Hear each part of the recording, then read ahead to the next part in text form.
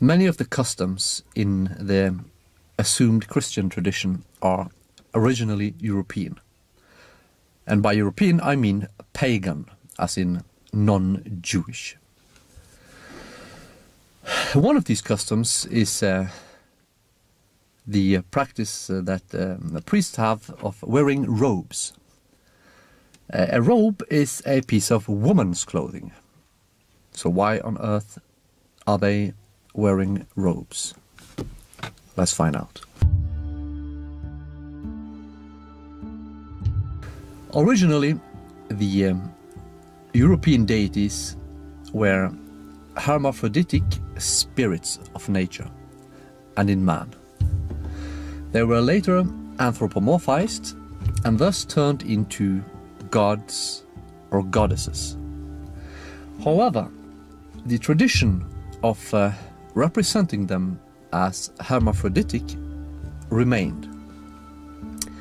Therefore, the male priests had to wear robes, and the female priests, rather the priestesses, had to wear men's clothing on the upper body. Now, this was to represent the hermaphroditic nature of the deities. And this custom remained in Christianity, and therefore the priests wear robes to represent the hermaphroditic nature of the deities. The same applies to nuns and monks, and the tradition of marrying the deity, like the nuns do, is also deeply rooted in the European pagan culture. We know this probably best from the Greek religion, where they had the Maenads and the Bacchantes, and where the Bacchant was a man who impersonated the male deity of Bacchus, and who, by the way, is known in other European cultures by different names. In Scandinavia, he's known as Freyr. In Slavic cultures, as Veles or Veles, and so forth. Anyhow, and the Maenads, they represented the female deity. That would be Aphrodite, or Shiva, or Freya, etc. Venus, of course. And they were married to the deity. And where the custom differs from the modern or more modern Christian version of it is that the girls who married the deity, they were all virgins, and the marriage was only symbolic, so there was no, like a sexual intercourse or anything. And the girls who married the deity were very young. And they remained in service for the deity for about 10 years, and then they would return to normal life. We know this custom from modern society, from the Nepalese custom where they have the Kumari. She's also a representative of the deity, a avatar, a deity incarnate. And after a while, when she starts to bleed, when she has her first menstruation, she is no longer the deity, and another one will replace her. So the custom of marrying the deity was normal, but unlike in the Christian culture, they would not deny life, so to speak. They would not let these poor women remain virgins until their death. They would not let them remain in marriage with the deity until they became so old that they no longer could procreate. And that's where it differs, and that's what makes a difference, because the The pagan European custom was a celebration of life, and the Christian custom, when you added a little bit of gravel to the oil that you poured into the gearbox, so to speak, it ruined the whole gearbox. And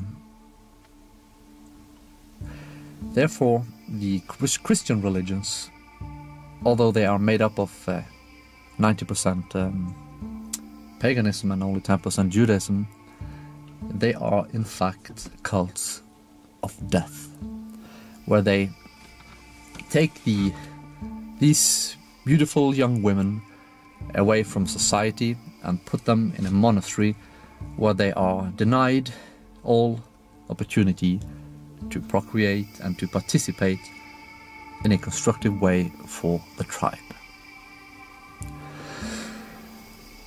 And you could say that the Christians, they included the pagan traditions and customs, but they failed to make good use of them. So it turned into a cult of death. Which, by the way, if you want harm to a people, is a very good way to destroy them. You just take their best women for many generations, for thousands of years, and ensure that they don't procreate. So, one might wonder if this was not done intentionally, this misinterpretation and misuse of the pagan customs, because it certainly did not turn to our favor. It was not in our interest that it develop that way. It was, however, in the interests of our enemies. The sacred marriage is known from other parts of our culture too. We have the May Queen, the May King, and this is all the same. It's all rooted in the same. And I write about that in my book called Reflections on European Polytheism and Mythology. Put up a link to that book in the description below. So all our culture, even today, is rooted in our own culture, but it has, like a gearbox with 90% oil and 10% gravel, been ruined. So we need to open up the gearbox, so to speak, and remove the gravels and fix it and make sure that we pour only oil into the gearbox. Our customs here in Europe are positive for us. They have always been about the cultivation of the good, the honest, the strong, the healthy, and the sane. And the reason why we saw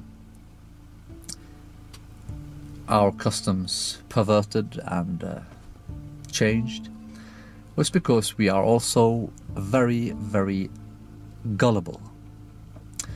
We are naive, we are blue-eyed, and we think that others are like us, but they are not.